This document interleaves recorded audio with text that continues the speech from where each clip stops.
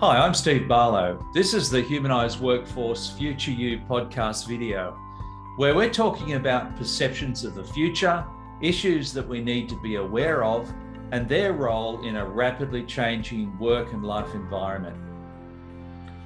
Hi, I'm Craig Saffin. The Humanised Workforce Future You podcast series is focused on the key factors evolving to create a more humanised workforce and how people from all walks of life are creating their future selves. Welcome to the Humanised Workforce Future You podcast. I'm Steve Barlow, and as always, I'm joined by Craig Saffin. So how are you today, Craig? Good, Steve. I'm looking forward to the weekend. It's been a hurly-burly week, so it's good. It's okay. Friday today, and I'm always excited about the weekend. So today we've got as our guest, Andrew Mellor. So welcome to our little podcast, Andrew. It's good to have you here. Thank you, Steve. Just tell us a little bit about who you are and a bit about your background. Yeah, so for the last 6-7 years, I was working in the higher education sector. I was director of student services and then student experience. So kind of got the academic side and then everything else side, and I was looking after a bunch of teams on that everything else side there. Really loved and discovered just how much I loved seeing the workplace as a place where people could discover more about themselves, could be challenged. I so often work is a place where you can't hide. Like you're challenged by problems that need to be solved, and your whole self is sometimes on display. So I love that. Love creating that atmosphere where people could grow and develop. And then last year started a company called Healthy Teams Co. to actually focus on helping other organizations create those sorts of environments and build teams that are high performing, but also teams where people really discover more about who they are and how they can contribute. Been running that business for the last 8 months. Yeah, so it's still early days, but thoroughly enjoying it. So Andrew, that's amazing. It's what you're doing is helping people learn or helping be creative. What would you say your core area that you're passionate about? I think the core area is working with managers or leaders, so people who have a responsibility for organising work. I think at its core, although this is not always the initial reason people choose to work with me, but I think something I'm deeply passionate about is helping impart a desire and love of creating teams and a workspace that unlock potential in people. And of course, in business, that's not always, it's not a seminar or training. Like there's deliverables that need to come about. But as long as those things are kept in focus and there's clarity around what's trying to be achieved, I think a manager has a lot of scope to put things in place and actually take time to understand who's in their team and work out ways to unlock that personality and potential more. So I think imparting that desire to make work a place where people flourish. Of course, we've all seen it before where people feel like work's an environment where they get pushed down on and almost lose, like depersonalize. And I love to impart that to managers and senior leadership. Yeah. How much change do you think has happened in the last 3 years in this space? Because the work environment's changed a lot with the pandemic and working at home, and now all the hybrid piece. How much has this changed in the workplace about putting teams together like you're talking about? Oh, I think when you if you keep an ear out for it, certainly if you're looking for it and you're keeping an ear out for it, it's everywhere. This notion that it's an ideology, which I think is a correct one, that people do their best work when they themselves feel like they're flourishing, when they feel like they're being acknowledged as worthwhile individuals. I think the challenge though, and I definitely have, I'm certainly not the only one saying this, but I think they belong together. A team that isn't hitting the objectives of what I like to say is like a team's not a business team's not a family. You know, a family exists in and of itself. The relationships are kind of they're a given. Whether you get on or not, they just are. And ideally, obviously, families do get along. They don't always get along great, but you kind of are stuck together by virtue of an identity which is it's sort of almost hard to explain. Whereas business, it's a lot simpler. Like you're together to achieve a particular outcome. Sure. And that might seem harsh for some, but I think that's just reality. And if the team can't achieve that outcome, then it's not going to be a team that lasts for that long. So I think that's the first thing to understand is that teams are assembled for a purpose. That means they can also be deassembled. They can be deassembled and cease to be. But once that's understood, I think then you bring that other piece, which is that a team isn't neither is it just a machine. It's not a bunch of cogs that are just tweaked and tuned, with the whole in mind. You actually have to focus on the individual as well. And so this constant sort of reframing between the big picture and then the individuals, because humans are just so much more complex. Our motivations are so much more deep. Individual cogs in a system don't have all these complexities going on. They just, they're shaped for purpose, whereas there's no such thing as a human shaped for the purpose of a particular team. There's humans who adapt and change, and a term you said before we got on, Craig, was evolve. They can shape themselves for that purpose, but for them to shape themselves, there's got to be something in it for them. There's got to be something in it for where they're going, but then discovering how they can shape themselves to fit inside that team to actually reach that objective can be just an amazing that gives individuals an amazing feeling of contribution and belonging. Again, as long as it's understood that that team isn't going to be necessarily there forever. For me, I think it's keeping that together, that it's there to perform a certain function, a team, but it can also be this place of great self-discovery for a time. So it has a clearly defined purpose. Is that what you would say? It's very important. Absolutely. Yeah, absolutely. It doesn't just exist for the sake of existing. Yeah. But one group of people may be successful, right, as a team, and another group of people, or maybe just 2 or 3 changes that might not be successful for various reasons. What would be the key drivers in the difference between a high performance team and one that's dysfunctional?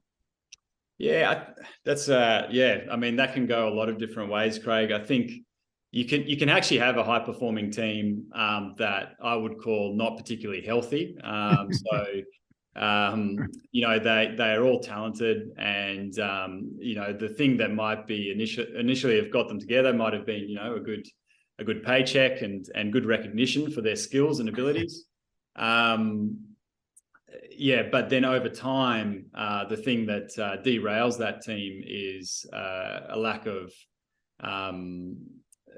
it can be a lack of camaraderie, a sense of belonging together. A bunch of people that are really talented, but there's no sense of mutual accountability and belonging together.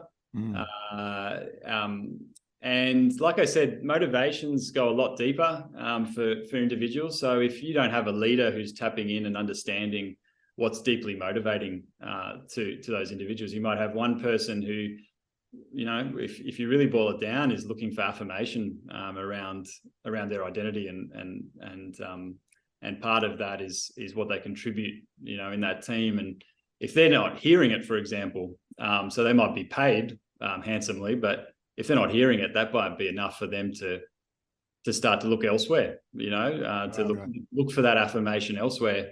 Again, if a manager's not recognizing that another person is motivated by a sense of responsibility, that they're doing a great job technically, but they're not being entrusted with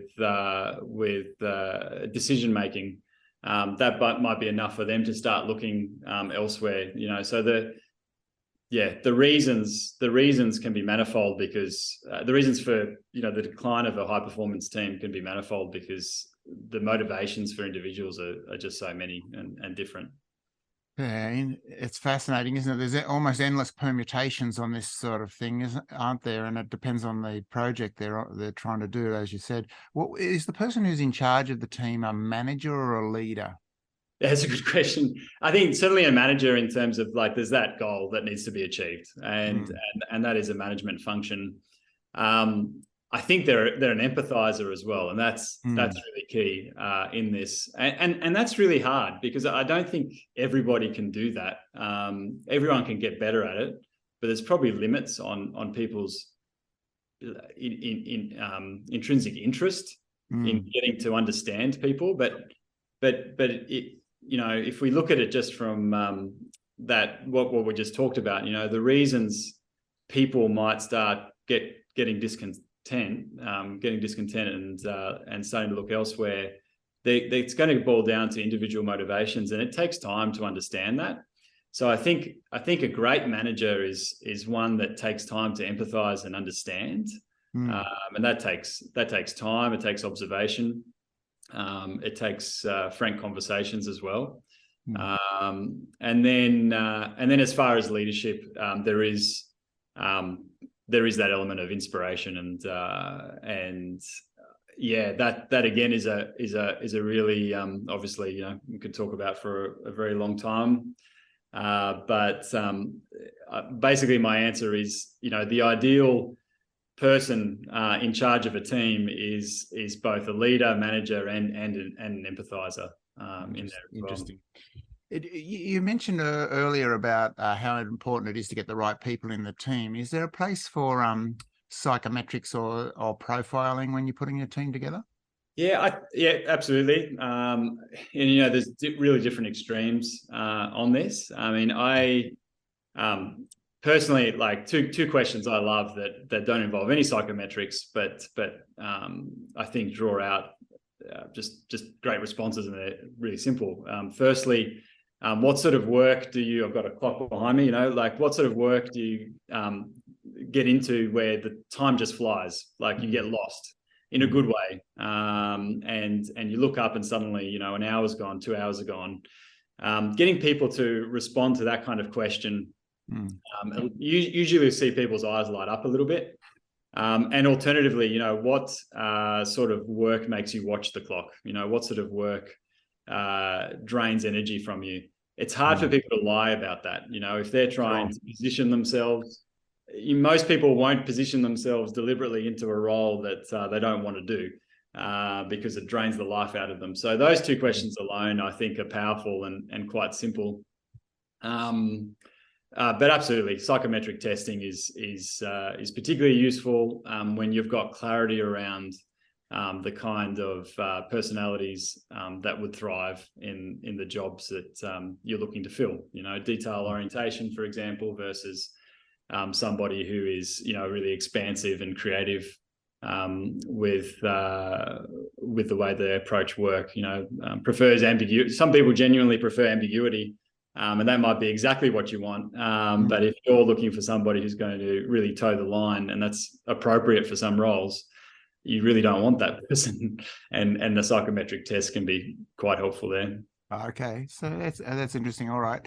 One thing about Steve and I have done a few discussions on teams in previous podcasts, talking to people, and one of the things that's come up is the requirement for diversity within the group. So not having people all the same as me, sort of thing, or not only on gender but on the way of thinking or the different profiles. When you're putting teams together, is that like a case by case, or what is your opinion on diversity within a group? Yeah, it's actually not easy to deliberately pursue diversity. I think obviously any individual who is putting a team together is likely to have a bias towards choosing people that they're going to get along with. That's typically human nature. Some people might be really well disciplined, but that's something I think we always need to look out for. Right. Again, I would say the outcome should be driving that diversity, though. So thinking about, well, what are we actually trying to achieve on the balance, understanding self. So if you're in charge of the team, understanding yourself first, and really knowing your blind spots is vital, and then asking, well, who's actually holding me account to those blind spots at the moment. And if there's a space there that's still, not really, if I'm not really being challenged on that should be what I'm looking for. Right. There. In terms of, gender and cultural diversity, I think, you don't really know what kind of diversity in thinking you're bringing into the team by someone's culture or gender. But certainly the more that's a little bit mixed as well, you're probably increasing your chance of some different perspectives in there. With International Women's Day just passed, I was thinking about the benefit. Like, I think the healthiest teams I've been part of have always had a good mix of men and women. I agree. Yeah, I agree on that. And also, when you bring the cultural piece in as well, it brings in other depth and dimension, doesn't it? So, yeah. Absolutely. Yeah, I think people are getting much more conscious of this sort of stuff and actually reaping the benefits from it, actually. So I think it's a very exciting development. One thing I want to just take you back, I want to change pace a little bit, and you mentioned one of your earlier roles was in an academic environment in charge of student experience. Can you talk a little bit about that and about how students are preparing these days for embarking on a career, and what sort of choices they're making in that space? Interesting thought. Listen, I think for quite a while now, university's just been the assumed next step, and somewhat unfortunately, I think there's almost a delay of thinking constructively around, what I'm doing next, and I think the HSC, speaking in New South Wales language, but that Year 12 certification, that's become such a big barrier to get past, and it's almost like just 100% focus on that, and then universities like, well, doing something there, which is not a problem, but I don't know how much super constructive thought the general population of students give, and to what they're going to, why they're doing university. And then I think it's once they're there that starts to percolate and starts to they would start to work out exactly what they want to do. Obviously that's a generality. There's a lot of students who are very decided on where their career is going from the time they're 18. So right. Do you feel tertiary institutions give a lot of support for career advice and guidance in that space? I think there is. I think maybe what they could do better in is almost a just-in-time approach. It's the classic case of the supports are there, I think, in a lot of our institutions, but students don't know how or aren't interested in accessing it until they're interested in accessing it, and then they might not really be aware of how to do that. So maybe thinking about that student journey and when typically there's maybe for example acknowledging, like, after that first year of uni, that can be a real soul searching time, like, I'm not sure if I really enjoyed this. Yes. And encouraging students to be honest and admit, and it's not the end of the world to change course now. In fact, this is the cheapest time it's ever going to be for you to realign and try something different. So potentially, I don't think universities are doing a bad job in this. It's just finding that hard match of when the student actually realizes is receptive to it, right? Exactly. Okay. Yeah. I think whenever, certainly if I could go back to when I was in university, I would have talked to people in who were working already more. I think you just hang out with uni students, right? And it's a lot of fun. Yes. But it would have been beneficial to just talk to some people who are a few years out and learn a little bit from them, I think. Yeah, that's interesting perspective. Okay, thanks. Thanks, Steve. You want to sum up for us? Yeah, well, thanks very much for those thoughts, Andrew. I'd like to sum up what you said, at least what I got out of it, in terms of 3 words. The first word is the word potential, and you talked a lot about discovering who they are in the workplace, an opportunity for people to discover who they are, and how they can contribute, and what their potential is inside of them. And so that's a very, very important part of the work that you're trying to do, is to helping people to find that, to discover that. And that's really important, because a lot of people don't necessarily know what they're good at or what they want or how they can contribute. But there's another side of it. You talked about imparting the desire to leaders and managers to explore, or to help people explore that. Yeah. So there's kind of 2 sides of it. There's the side of the individual, and then there's the side of the manager, creating a space where they can help people to discover what they're good at and what they like and how they can contribute. And there's all sorts of things that have to go with that, like empathy and so on. The second word that came up to me was the word purpose. You talked about the importance of individuals and of teams having a clear sense of purpose, that they know what they're about. This sense of purpose can be explored and developed, and can, I guess, emerge through things like diversity, that can enrich that purpose and put a multiplicity of perspectives on it.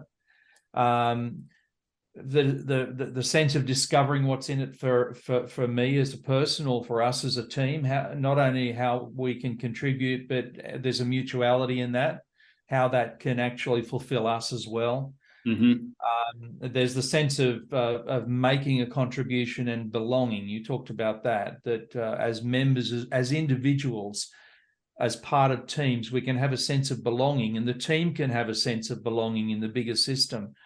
And so that's an important thing. You talked about some risks as well, and dangers that are implicit in some of these ideas. Things like or accountability. Some mismatches sometimes may occur. And then the third word was motivation. And you raised these 2 questions. What's it look like when you're working and you lose track of time? What's that feel like, and what are you doing? Because in some way that's deeply connecting with what people are motivated by. They just lose sense of time. And the opposite of that, of course, what kind of keeps your eye on the clock.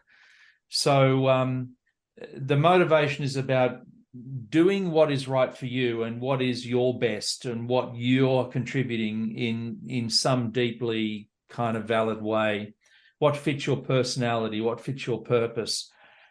And I guess the last bit you talked about with the university made me think that you don't actually have to know what that is right now. These things are things to be discovered as we go through life, and sometimes we make some choices that may turn out not to be the best choices for us, but we can make other choices. We can just choose again. And as you said, when you're young, it's the cheapest time to kind of make those discoveries. But really, at any time in your life, you can make those discoveries, and you can find ways to make it work. Yeah. So those are the 3 things that came out to me. No, love that, Stephen. Yeah. Thanks very much. Thanks very much for coming on part of our podcast today, Andrew. It was great. Oh, my pleasure, and thanks for inviting me. Thanks for watching this video on Humanised Workforce Future You. Please leave a rating or review for the series on the medium where you source your videos. The transcripts for today's video can be found on craigsafin.com. Please subscribe to the series to avoid missing out on future episodes.